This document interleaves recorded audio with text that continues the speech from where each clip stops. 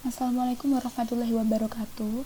Nama saya Sabita Rifda Amiroh dari mahasiswa STIMLOG Sekolah Tinggi Manajemen Logistik Indonesia, angkatan 18. Di sini saya akan menerangkan mengenai hasil pengerjaan saya dari soal ujian praktikum riset operasi. Yang pertama yaitu mengenai stagecoach problem, di mana seseorang akan mengirimkan barang dari kota awal A hingga menuju ke kota tujuan Y dengan jarak yang paling minimum. Nah, di sini kita bisa membagi 4 area seperti ini.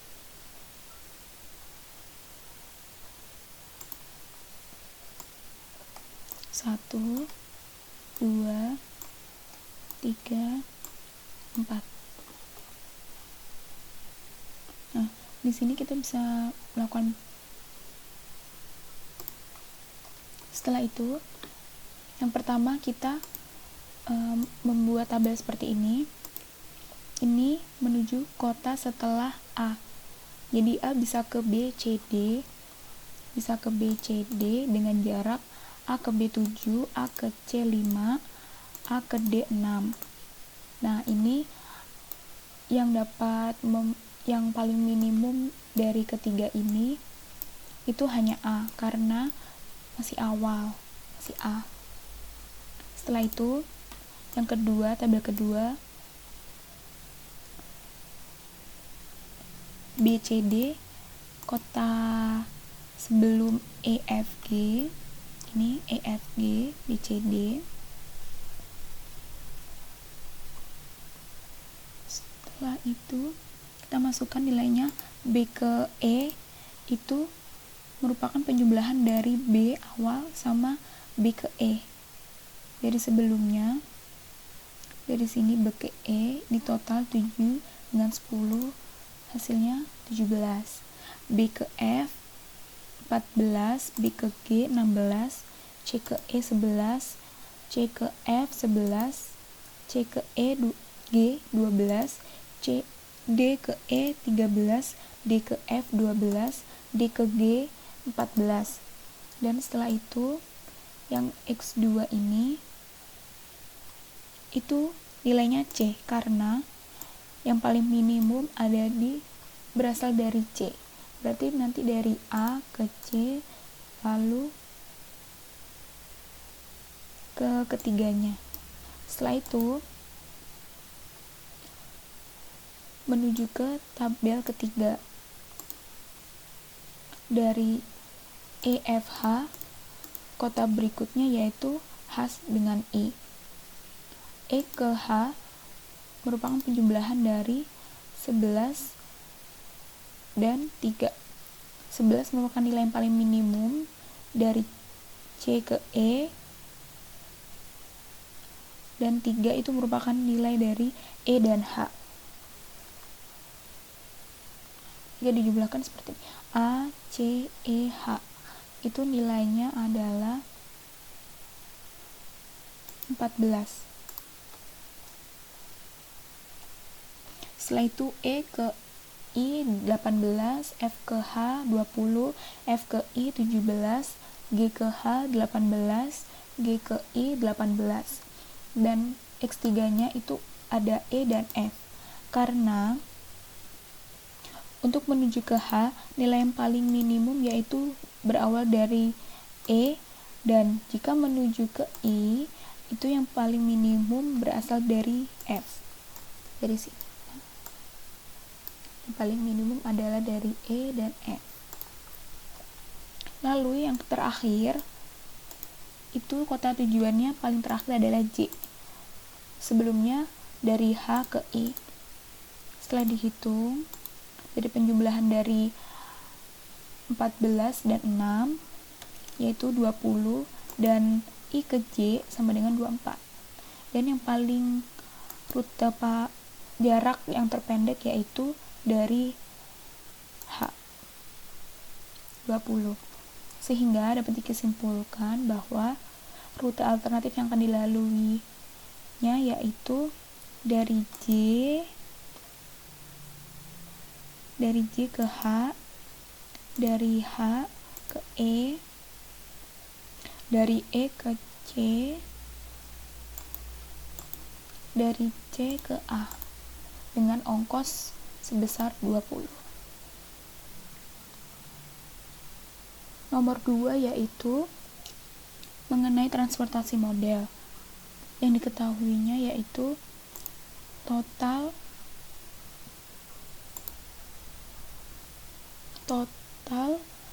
supply dari pabrik 1 yaitu 106, kapasitas pabrik 2 132 dan pabrik 3 127. Sedangkan permintaan dari gudang A sebanyak 122, gudang B 152 dan gudang J 91. Setelah itu membuat tabel optimum solution seperti ini. Di sini ada rumusnya, penjumlahan dari permintaan gudang A dan seterusnya sama seperti ini pada kolsum. Setelah itu di row sum ada rumus penjumlahan dari kapasitas pabrik 1. Lalu membuka solver. Di sini total cost-nya adalah A10. Lalu minimum changing variabelnya ini shipment. Setelah itu ada constraints-nya. Shipment harus lebih besar dari 0 dan call sum sama dengan demand dan row sum sama dengan supply. Setelah itu metode simplex LP solve.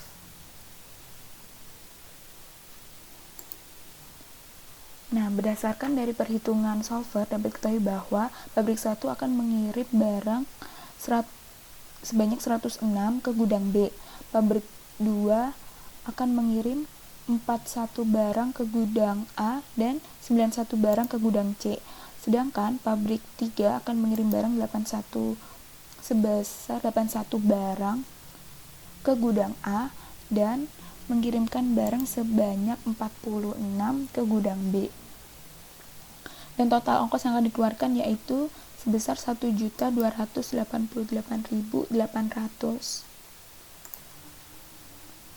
Dan yang terakhir soal nomor 3 yaitu mengenai model antrian MM1. Dan data yang diketahuinya yaitu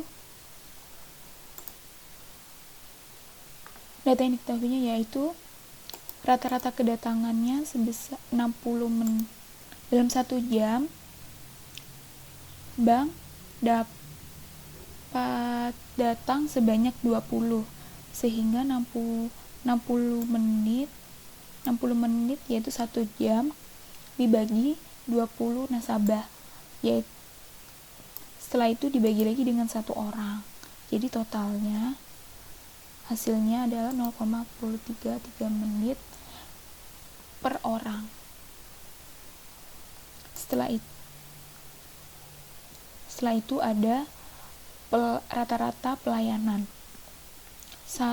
Dalam 1 jam tersebut, bank dapat menerima sebanyak 25 nasabah, sehingga 1 jam dibagi 25 nasabah, lalu dibagi lagi untuk per orangnya, yaitu sehingga 1 orang mendapat pelayanan selama 0,416667 menit.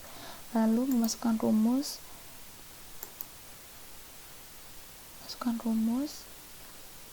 CT arrival rate dibagi dengan service rate,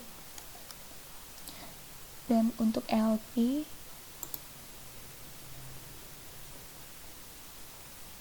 dan yang L rumusnya G4 plus C3 dibagi C4, dan untuk WQ yaitu untuk W rumusnya, dan untuk probability system is empty yaitu pelayan